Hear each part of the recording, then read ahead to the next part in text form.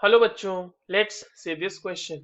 Which of the following is the strongest Brønsted base. हमारे पास चार यहाँ पर ऑर्गेनिक कंपाउंड दिए हुए हैं और ये पूछा जा रहा है कि इनमें से स्ट्रॉन्गेस्ट ब्रॉन्स्टेड बेस कौन सा है।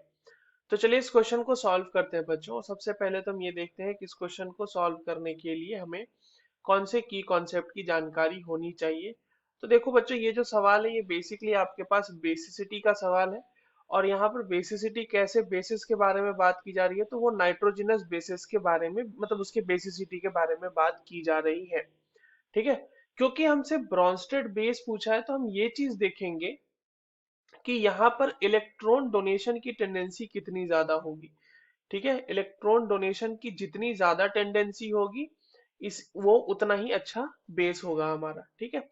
अब जब हम इस तरह से नाइट्रोजनस बेसिस के बेसिसिटी के बारे में बात करते हैं तो इसमें दो चीजें हम देखते हैं कि नाइट्रोजन का या तो किसी के साथ कॉन्जुगेशन तो नहीं है, मतलब रेजोनेंस में तो नहीं है नाइट्रोजन, और दूसरी चीज क्या देखते हैं कि उसका हाइब्रिडाइजेशन क्या है। ठीक है।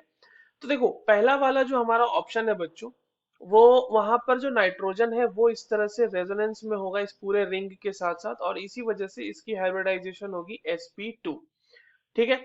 सिमिलरली आपके पास एनिलीन है, अगला मॉलिक्यूल। एनिलीन में देखिए ये बेंजीन रिंग इस तरीके से बनी हुई है और वहां पर इस तरह से NH2 लगा हुआ है। तो अगेन यहाँ पर नाइट्रोजन का जो लोन पेयर है वो रिंग के साथ रेजोनेंस में होगा और इसी वजह से इसकी हाइब्रिडाइजेशन बच्चों अगेन आपके पास sp2 आएगी।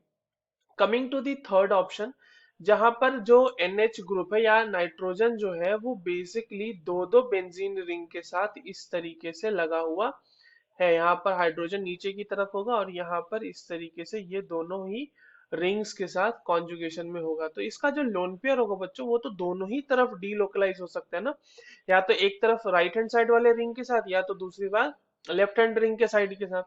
तो अगेन यहाँ पर भी इसकी जो हाइब्रिडाइजेशन है वो sp2 ही है। अब हम आते हैं अपने फोर्थ ऑप्शन में। तो फोर्थ ऑप्शन में देखिए जो आपका नाइट्रोजन है ना, वो नाइट्रोजन आपका sp3 हाइब्रिडाइज्ड है और यहाँ पर ये रेजोनेंस में भी इन्वॉल्व्ड नहीं है। तो sp3 हाइब्रिडाइजेशन यानी इसके पास s कैरेक्टर कम होगा एज कंपेयर टू sp2 वाले। तो इसलिए इसकी, क्योंकि s कैरेक्टर कम है इसलिए इसका इलेक्ट्रोनेगेटिविटी कम होगा, तो इसलिए इसके इलेक्ट्रॉन को डोनेट करने की टेंडेंसी ज्यादा होगी, होल्ड करने की टेंडेंसी कम होगी एज कंपेयर टू sp2 वाले। और वहां पर जो दो लोन पेयर आपको दिख रहे हैं वो दोनों के दोनों, मतलब जो तीन बाकी कंपाउंड है उसमें डीलोकलाइज्ड है लोन पेयर, यहाँ पर लोकलाइज्ड है, डीलोकलाइज्ड नहीं है। सो इन सब में से, चारों कंपाउंड में से सबसे अच्छी टेंडेंसी किसकी होगी डोनेट करने की, वो होगी फोर्थ की।